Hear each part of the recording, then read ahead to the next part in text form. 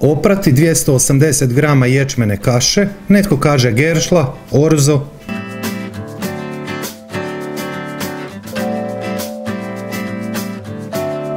Dodati novu isto hladnu vodu i ostaviti da tako stoji do upotrebe kasnije. Svinjetina od buta, svinjski šnicli. 500 do 600 g je sasvim dovoljno. Narezati na kockice. 10 g soli. 20 g senfa. Ostaviti meso na sobnoj temperaturi do upotrebe. 500 g šparoga. Vrhove narezati, a tvrđi dio stabljika staviti u lonac.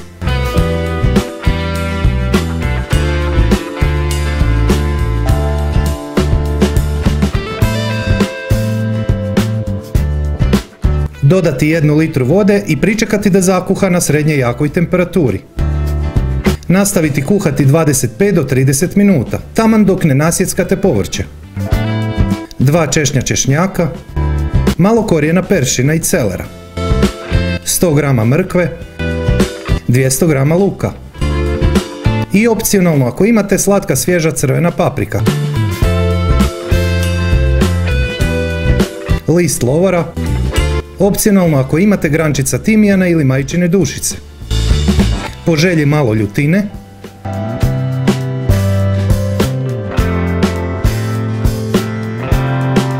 nakon pola sata, ovi tvrđi dijelovi stabljike su pustile baš sve u vodu. Neće vam više trebati, ali uvijek postoje oni koji se neće sa mnom složiti. Oni neka to onda pojedu.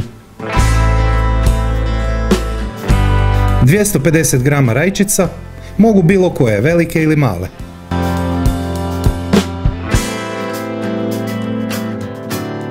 Kuhati 5 minuta pa maknuti kožicu.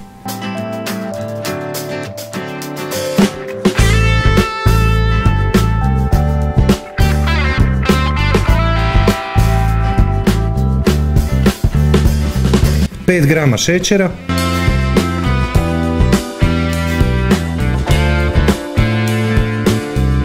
opcionalno ako imate možete dodati pola male žličice sušenog bosljika.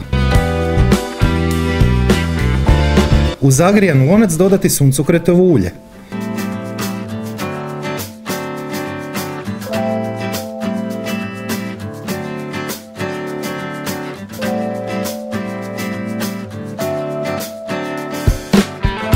Sto grama slanine ili pancete, 2 do 3 minute.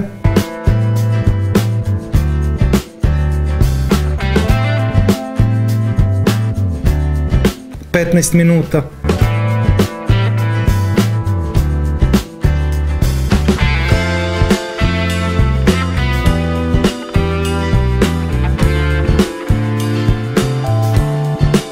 Petnaest minuta.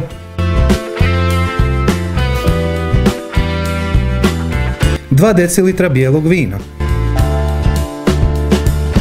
Reducirati narednih 5-6 minuta.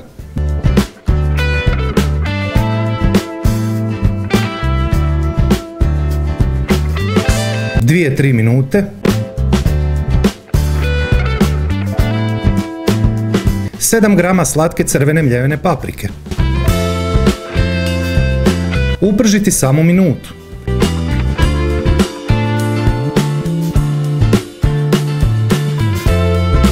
Reducirati narednih oko 10 minuta.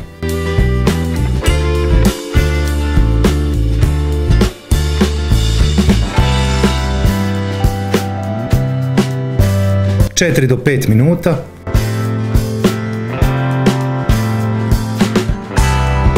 Pola litre tople vode. Kuhati, to jest reducirati oko 10 do 15 minuta, poklopljeno uz povremeno miješanje. Sada ponavljati isti postupak podlijevanja naredna 3 puta.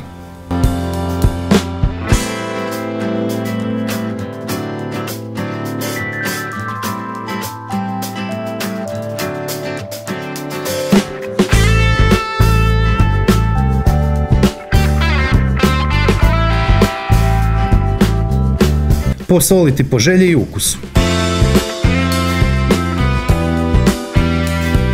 Ispod svakog mog videa je pisani recept, popis sastojaka i savjeti koji nisu stali u video, ali i preporuke za brojna slična jela koja ste propustili, a dobra su ideja za ručak.